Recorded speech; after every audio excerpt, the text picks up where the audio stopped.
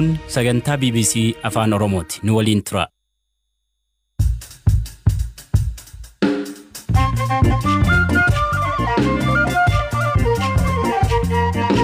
Akka mooltan dhaggeeffatoota keenya tamsaasni keenya kamisaarraa eegaleera. Oolmaa dhaddachaatiin obbo Jawaar Mohammadee fi himatamtoonni kaan maal iyyatan gabaasa soneeffanne qabna.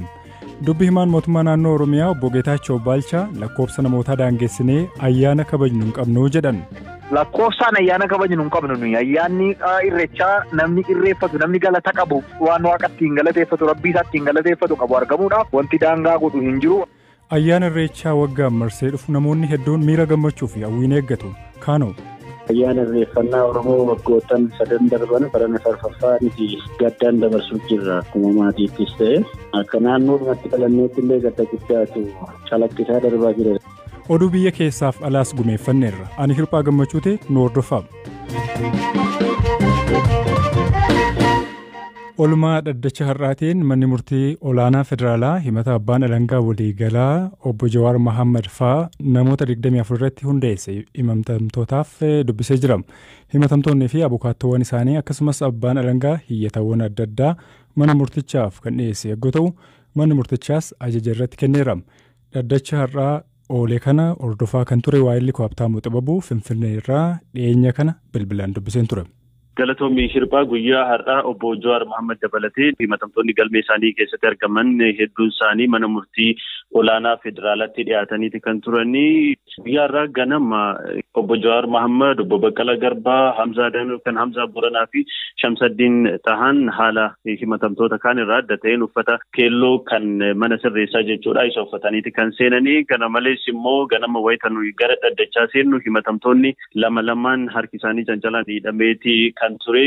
Wayita abbootiin seeraa dhufanittis ol ka'uudhaan cancala harka isaanii cancala yookaan kaateenaadhaan hidhame abbootii seeraatti agarsiisaniiti kan jiranii. Abbootiin seeraas cancalli akka irraa hiikamu ajajee poolisoonnis harka himatamtootaa irra ture irraa hiikeetti kan jiru. Himanni isaa egaa hedduudha. Dimshaashumatti garuu walitti bu'iinsa amantaa fi akkasumas immoo sabummaan bu'uura godhate akka uumamu kakaasuu fi keessatti hirmaachuu akkasumas immoo uummanni mootummaa irratti akka gochuu labsii yakka shororkeessummaa ittisuu fi to'achuudhaaf bahee darbuu akkasumas immoo yakka burjaajii teleekoomii kunneen jedhan keessatti argamu. Abbootiin seeraa himatamtoota irratti abbaan alangaa hundeesse erga dubbisanii boodas immoo himatamtoonni fi akkasumas abukaattoon isaanii yaada kennaniiti kan jiran. Himatamtoonni akkasuma abukaattoonni fi abbaan alangaas iyyata dhiyeeffataniiru. Maal iyyatanii manni murtii deebii akkamii kennee fi isa jedhutti aaceenu? Komii ibsa abbaa alangaa waliigalaa irratti qaban obbo Jawaar Mohammadii fi obbo Baqqalaa Garbaa mana murtichaatti himaniiti kan isaan jiranii. Ibsi abbaan alangaa waliigalaa kun kennan mirga bilisa ta'anii ilaalamuu keenya kan sarbuudha akkasumas immoo lubbuu keenyaafis yaaddoo kan uumedha jechuudhaan dubbataniiti kan jiranii.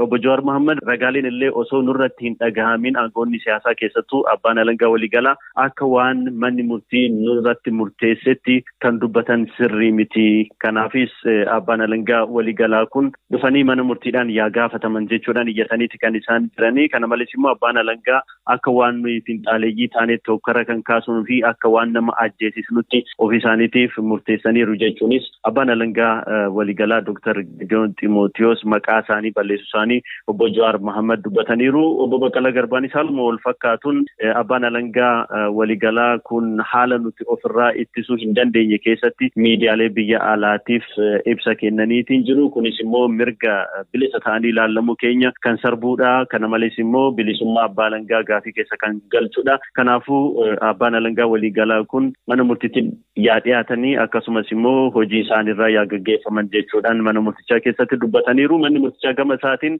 abbaan alangaa waliigalaa dhimmicha irratti barreeffamaan deebii isaanii beellama itti akka kennan ajaja kenneeti kan jiru. Gama biraatiin kanaan dura himatamtoota keessaa tokko kan ta'e Shamsaddiin Tahaa ayyaana irreechaa irratti akka hirmaatu gaafii dhiyeessee ture. Haa ta'u malee manni murtichaa gadi baatee ayyaana irreechaa irratti hirmaachuu hin dandeessu jechuudha manni murtichaa ajajeera.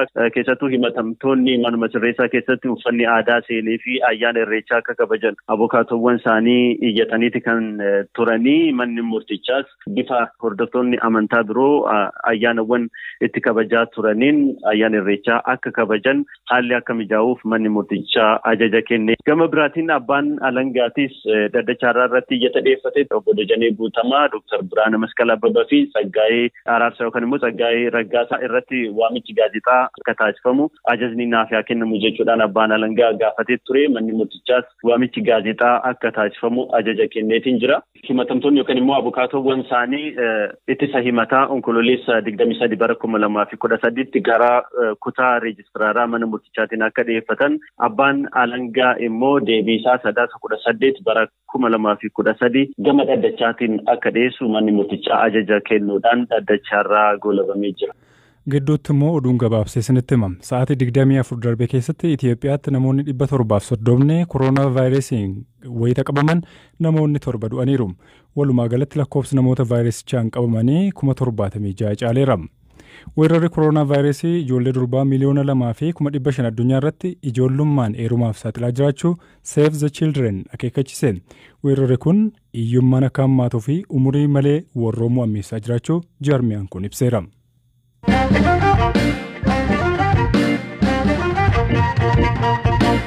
Ayyaana Irreechaa guyyootaan booda kabajamuuf Oromoonni kaabaaf kibbaa ba'aa fi dhiyaa gara hora Finfinnee fi Arsadiitti hedduminaan imalaa jiru. Dargaggoon ba'aa Oromiyaa Harargeerraa gara Finfinneetti dhiyeenya imale dararaa guddaa argineet Finfinnee geenye jedhe. Amma Harargee ba'aa keessaa osoo hin baane bakka 10tti fattashamne Harargee dhiyaa hogatti hanga Finfinneetti immoo bakka 12tti fattashamne jechuudha. Lakkaa'aa deemneerraa kan ka'e. Magaalaa jiru hunda irratti karaa bakka 3 bakka 2 bakka 3 bakka 2tti fattashamtaan jechuudha. Wanni isaan si ajaa'iburraa miikaa xiqqishaa harkaa qabdu miikaa qarshii lamaallee gabbisanii irratti walgaanii nam 10 fattashan miikaa xiqqaa miikaa hidhaa qabu yookaan huccuu qabu irra walgaanii akka ruumeeksaatti irra walgaanii fattashaa gaggeessanii alaabaa fi huccuu aadaa Oromoo kana yookaan argan keessaa fuudhanii ammas namoota tokko akka qaban jira kan ijaan arge. Dhimma kanarratti kan dubbisne dubbi himaan mootummaa naannoo Oromiyaa obbo Geetaachoo Baalchaa lakkoofsi daangessinee ayyaanni kabajnu hin qabnu jedhan. Waa'ila koo Eeliyaas Hordofaatu dubbise. Akka abbootiin gadaa kaasanitti ganda qeetti maatii gidduutti jalqabama. Dhumarratti walitti dhufeetu kan hora Finfinnee fi hora Arsadii immoo karaa adda ta'een namoonni bakka garaagaraa jiran walitti dhufanii kan kabajan waan ta'eef ayyaana kanarratti yeroo hirmaannu karaa dhibeef nun saaxilleen hirmaachuutu nurra jiraata. Bara darbe keessumaati artistii keenya yeroo ajjeefame yeroo sanaan wal qabatee namni baay'een of eeggannaa gochuun isarra ture waan hin godhiniif naannoo Oromiyaa keessatti COVID 500 kan inni dabale namoonni lakkoofsaan qabamanii iventii xiqqaa sanarratti hambisuun argame. Kanaaf karaa dhibeef nun saaxilleen ayyaanni keenya kabajamuu qaba. Ayyaanni keenya immoo miidhagina isaa eeggatee kabajamuu qaba. Nagaadhaan kabajamuu qaba. Kan jedhu kallattiin jiru kanarraa kan hafe lakkoofsa amma kana hirmaachifnaa kun ga'ee mootummaatis miti kan kana gochuudhaa qabu abbootii gadaati akkatti hirmaatanis kan murteessan ardaalee jilaarraatii akkamittiin namni akka hirmaatu haala mijeessaattis kan jiran isaanuma waan ta'eef karaa mootummaatiin nuyi lakkoofsa murteessinee daangeessines hin qabnu. Gara Finfinneetti namootni ayyaanuma kanaaf dhufaa jiru karaa irratti faa rakkoon nuqunnamaa jira jedhaniis kan nutti himan jiru dhorkamaa jirraa wanti jedhamus kaa jira obbo Geetaachoo. Kuni ta'ee jedhameetu ayyaanni Oromoo keessumaati naannoon Oromiyaa ayyaanota uummataa gurguddaa yeroo kabaju ayyaanoti uummataa kun karaa nagaatiin akka hin kabajamne humnoonni ayyaana kana gara jeequmsaatti karaa walitti bu'iinsaatti jijjiiruudhaaf humnoonni yaalii godhan kallattii arfaniin waan itti socho'aa jiranii jiru.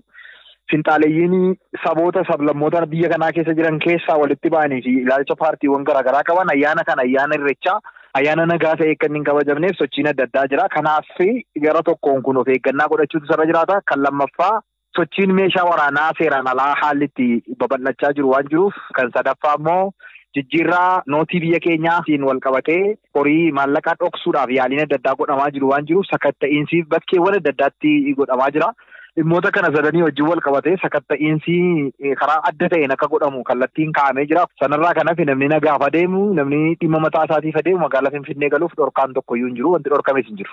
Kanaafuu amma namni tokko ayyaanicha kabajuudhaaf gaafa dilbataa fi gaafa sanbataaf hora Finfinneetti yoo argame lakkoofsi guuteeraa deebii yookaan immoo ati hirmaachuu hin dandeessu wanti jedhamu isa qunnamuu hin danda'u jechuudha. Lakkoofsaan ayyaana kabajnu hin qabnu nuyi ayyaanni Irreechaa namni irreeffatu namni galata qabu namni ganna dukkana keessa darbeeraa ifatti ba'eeraa jedhee dukkana keessaa ba'uusaa ifatti waan waaqatti hin galateeffatu rabbii isaatti hin galateeffatu qabu argamuudhaaf wanti daangaa godhu hin jiru. Wantoota nammasiif kaasee garuu sirriitti ilaalamuutu sirra jiraataadha. Namoonni ergama biraa bakki kun bakka irreechaati malee bakka siyaasaa miti. Bakka siyaasaa gochuuf bakka hokkaraa gochuuf jeequmsaaf warroonni addatti qopheessanii dhufa yoo jiraatan caasni nageenya bakka shakkii hundumatti tarkaanfii seera qabeessa ta'een fudhata. Baajiin fa'aa hin kennama namoota hirmaataniif wanta jedhamutu jira kanarrattu. Isa kana akkamittiin nama adda baasanii akkamittiin namni ardaalee jilaa fakkeenyaaf ardaalee jilaa salgalirraan siin jedhee kan dhufan kan duras kan ture kanuma ardaalee jilaa salgan sanarraa yeroo dhufan waan ittiin nama adda baafatan qabaachuu danda'u.